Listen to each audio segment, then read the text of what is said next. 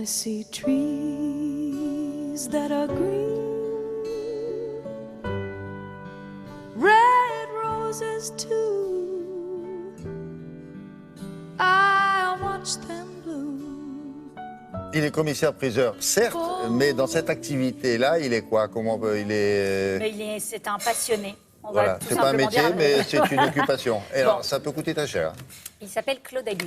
C'est un commissaire-priseur qui fête ses 40 ans de carrière d'ailleurs cette année. Sa maison de vente se porte super bien parce qu'elle arrive en 4e position derrière Christie Sotheby's et Arcurial. Et au-delà de ça, eh bien, il est passionné par les châteaux. Donc il vit dans un château. Il en a acheté un autre il y a 15 ans en Auvergne. Et c'est un château médiéval qui domine pratiquement... c'est celui-là. Voilà, celui-ci, voilà. Il domine la région parce que c'était à l'époque un château de défense, de surveillance. Donc il est sur un piton rocheux. On a une magnifique vue de là-bas.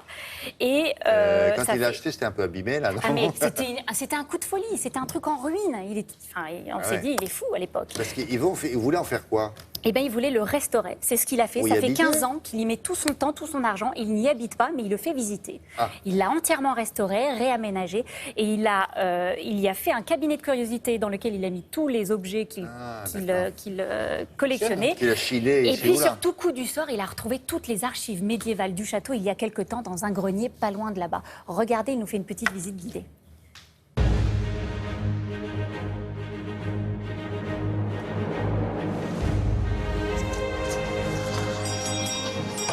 Monsieur Châtelain, bonjour. Bonjour Mélanie, entrez. Alors Claude, vous nous accueillez ici dans votre château qui date de l'époque médiévale. Voilà, il date de l'an 1000. Il a été construit entre l'an 1000 et 1400. On passe par là? Merci, voilà. Voilà.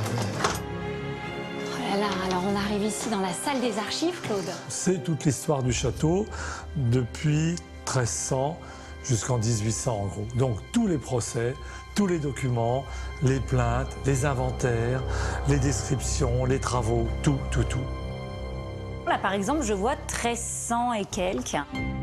Voilà, là c'est le terrier, c'est un acte juridique qui était fait tous les 30 ans.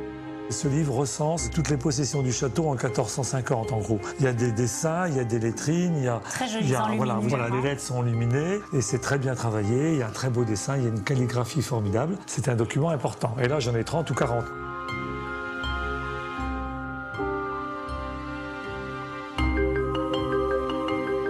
Ces archives sont considérables. C'est rare de pouvoir trouver des archives d'un château féodal. Pour moi, je vous dirais, j'ai pleuré les jours où c'est rentré parce que les documents, vous voyez des lettres avec des ordonnances sur la chasse, 1452.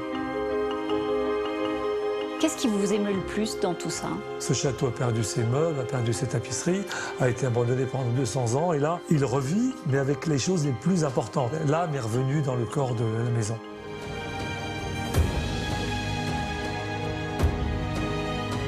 Voilà, alors là, vous avez toute l'Auvergne.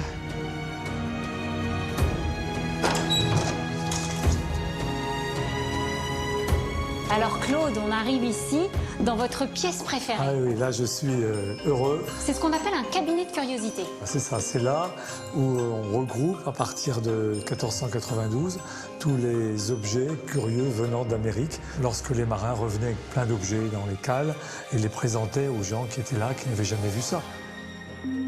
Vous avez d'abord le crocodile. Le crocodile représente l'animal fabuleux, préhistorique, qui fait peur.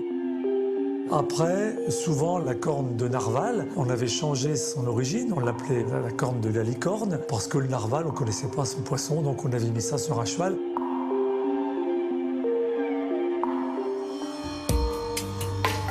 L'œuf, c'est un objet que l'on retrouve souvent. Ce qu'il y a ici, c'est l'œuf des Pronis. L'oiseau devait être considérable, on l'appelait l'oiseau éléphant, et il ne pouvait pas voler tellement il était gros. L'idée au départ est de montrer justement la diversité de tous les coquillages, la diversité de tous les animaux, montrer que la création est quelque chose d'étonnant. Le but de la cabinet de curiosité, c'est de faire partager sa connaissance.